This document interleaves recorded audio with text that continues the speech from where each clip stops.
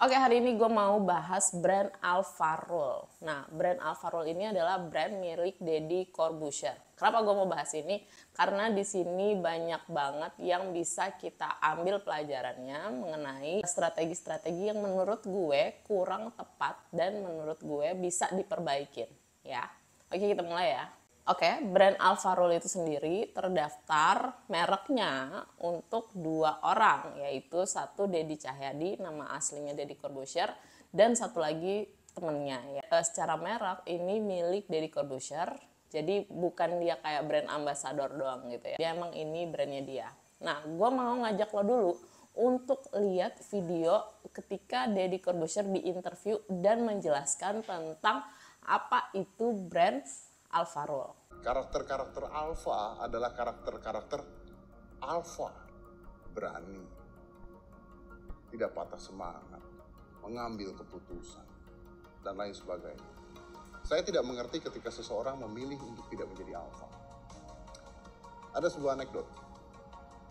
Di Cina, cari beritanya belakangan, pemerintah Cina sedang menggalakkan sebuah kampanye untuk membuat pemuda-pemuda di sana lebih menjadi jantan. Ini artinya ada yang salah. Ini artinya ada yang salah memilih dan menjadi sebuah masalah. Kita tidak ingin dong itu terjadi di sini. Karena salah memilih jalan, hidupnya pun berubah. Saya melihat bahwa banyak sekali anak muda di zaman sekarang ini yang hidupnya serba instan. Mereka kehilangan purpose-nya. Mereka ikut-ikutan. Mereka tidak tahu tujuan mereka kemana. Mereka hanya menjadi seorang pengikut, bukan leader, bukan seorang alpha. Dan tujuan kita sederhana. Memperbaiki mereka. Apa sih yang mereka? That's a man's drive.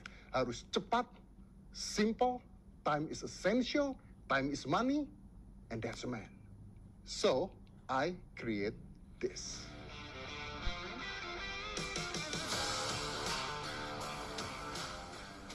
Now, this is Alpharol's full body contact. This will make you a man you deserve to be.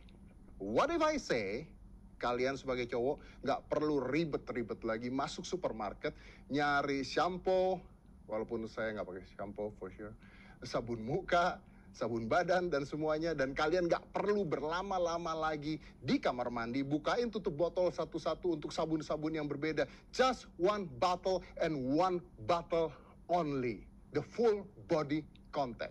Karena lu cowok, dan cowok butuh yang simple. Dari video yang pertama kita bisa mengetahui tentang visi misi dari brand ini. Visi misinya adalah pengen supaya cowok itu menjadi lebih laki banget dengan memiliki karakter alpha. Alpha itu kemudian dijelaskan sebagai karakter yang memiliki jiwa begini gitu ya. Nah, teman-teman, yang lagi Deddy Corbuzier lakukan adalah membantu audiensnya atau halayaknya untuk bisa mengidentifikasikan diri atau melihat brand yang sedang dia tonton nih, si Alpharol itu, sebagai brand yang relate sama dia ya.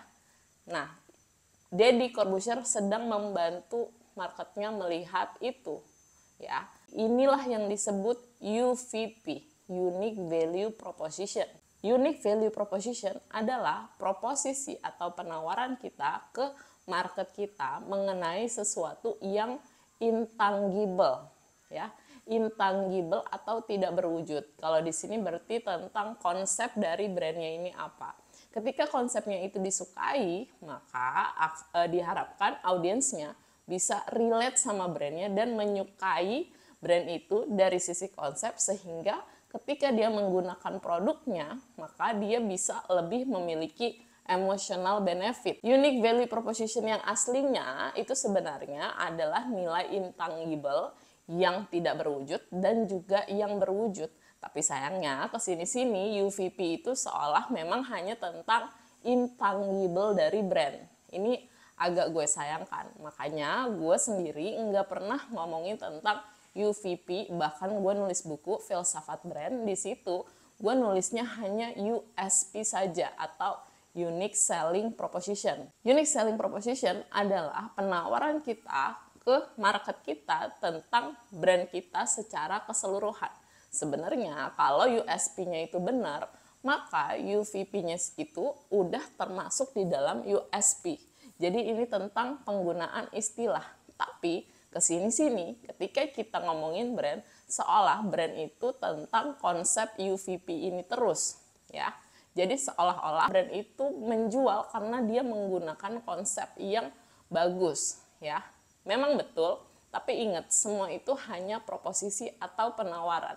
Itu bisa diterima atau mungkin ditolak. Jadi ketika itu ditolak, UVP-nya itu ditolak, proposisi penawaran nilai tak berwujud brand itu misalnya ini berupa konsep itu ditolak, maka ujung-ujungnya orang hanya akan melihat dari sisi produknya aja, worth it atau enggak.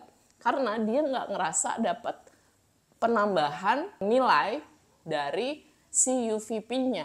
Dari sini bisa kita nilai bahwa UVP itu berarti harus bisa relate dan berarti harus bisa jelas. Nah, kalau Alpha Rule ini, UVP-nya itu agak sedikit, kalau gue nilai itu ngambang. Kenapa ngambang? Karena mengidentifikasikan diri sebagai alpha man itu ternyata sebegitu sulit.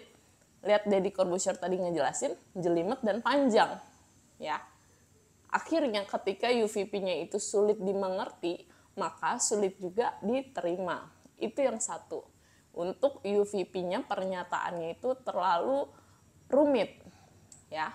Jadi di situ bisa kita dengar apa itu alpha man, ternyata A, B, C, D, ya. Dan kemudian brand itu, Deddy Corbuzier itu menjelaskan bahwa ada urgensi cowok menjadi laki banget. Ya, ini harus diperhatikan ya. Ini unik banget karena gue sendiri ketika ngomongin yang laki banget, seolah-olah harus di training menjadi laki banget, berarti kita melihat segmen market kita itu kurang laki. Nah, ya berarti ini apa benar segmen market yang merasa pengen laki itu dari dasarnya diri sendiri dia ngerasa kurang laki, ya. Ini mengingatkan gue sama acara televisi yaitu Be a Man, ya. Konteks dari komunikasinya itu mengingatkan gue acara TV Be a Man, yaitu di mana transgender di training supaya menjadi man, jadi laki. Nah, hal-hal yang mikro seperti ini ya, pemilihan-pemilihan kata ini harus diperhatikan, terutama ketika yang lagi diomongin itu adalah UVP, Unique Value Proposition. Jangan sampai bukan hanya nggak diterima, tapi malah menjadi persepsi yang berbeda. Ya, jadi penjelasan Deddy Corbuzier ini ditujukan sebenarnya maksudnya untuk membuka perspektif baru. Tapi cara dia membuka perspektif barunya itu kurang melihat dari posisi segmen marketnya. Nah, sehingga akhirnya ketika ada yang mereview, salah satu yang gue lihat adalah Yonglex yang mereview, akhirnya ketika dia mereview, yang dia review fokusnya itu justru malah tentang apa ini worth it dengan harga segitu. Nah, kalau brand sudah dibanding-bandingkan harganya apa ini worth it dengan harga segitu, ini bisa jadi indikator UVP-nya itu nggak diterima. Ya, berarti UVP-nya itu tidak bisa diterima sehingga akhirnya nggak ada tambahan emotional benefit yang diberikan brand itu sehingga penggunanya fokusnya membandingkannya pada harga. Berarti di sini kita belajar UVP ketika itu dibuat yaitu bentuknya proposisi, dia harus juga didukung sama pertama siapa yang memberikan konsep tentang UVP itu. Misalnya Deddy Corbuzier. Apakah sosok itu dipercaya untuk menjelaskan konsep ini? Ketika lo mau diajarin, misalnya lo mau diajarin gini loh caranya jadi yang laki banget, lo sebagai segmen marketnya lo pasti berpikir tunggu sebentar, ini yang ngajarin gue menurut gue laki banget nggak ya? Kok tahu-tahu dia ngajarin ini? Akhirnya ketika dia nggak merasa itu, nanti proposisinya akan ditolak karena brand itu ketika mengutarakan konsep itu ya standar ilmu komunikasi lah ya. Who say what in what channel? Siapa ngomong apa dengan menggunakan channel apa? Jadi apa yang dikatakan itu penting. Yaitu kalau di Alpha Rule ini adalah tentang konsepsi alpha man itu. Tapi siapa yang mengatakan itu juga penting, si pembawa pesan dari brand ini atau konsep ini. Apakah orang ini diyakini memiliki sebegitunya otoritas untuk mengatakan ini loh yang laki banget atau enggak. Nah, untuk mengetahui apakah kita memiliki otoritas untuk ngajarin orang tentang itu, kita bisa lihat track record dari reputasi kita. Ya, apakah reputasi Deddy Corbuzier itu ada yang menguatkan tentang betapa dia itu laki banget. Nah, ketika itu enggak ada, maka kita harus berpindah. Kita jangan ambil ini sebagai UVP-nya. Ada hal-hal lain yang sesuai track record dari Deddy Corbuzier. Misalnya dia itu suka olahraga. Kita bisa gali nilai-nilai tentang orang yang suka olahraga dan untuk kita terapkan dijadikan produk tentang perawatan tubuh, misalnya orang yang suka olahraga. Itu lebih masuk akal karena Deddy Corbuzier memiliki track record yang jelas, cukup objektif bahwa dia itu memang punya otoritas ngomongin tentang olahraga. Dia pun bikin acara banyak tentang olahraga, ada boxing dan sebagainya.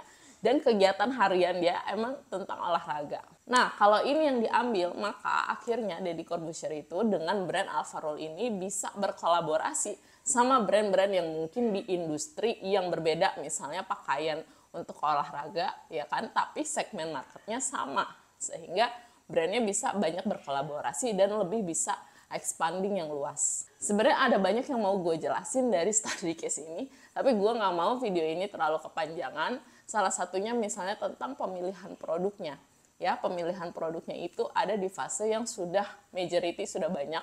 Dan sebenarnya untuk orang yang mau masuk di produk dengan fase majority atau udah banyak persaingan, seharusnya triknya itu lebih dari sekedar memberikan konsep UVP yang unik. Ya.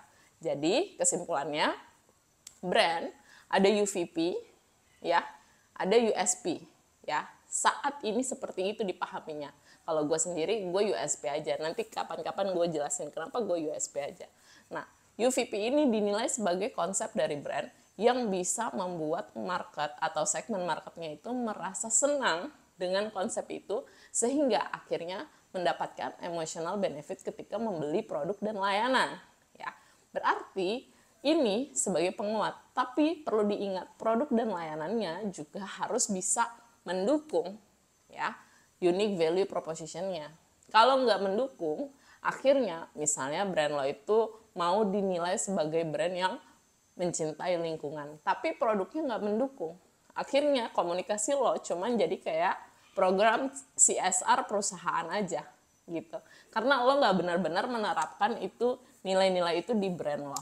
Oke, gitu aja video penjelasan untuk brand Alpha Rule. Semoga bisa membantu lo juga untuk bisa menganalisa brand lo sendiri, ya. Terima kasih.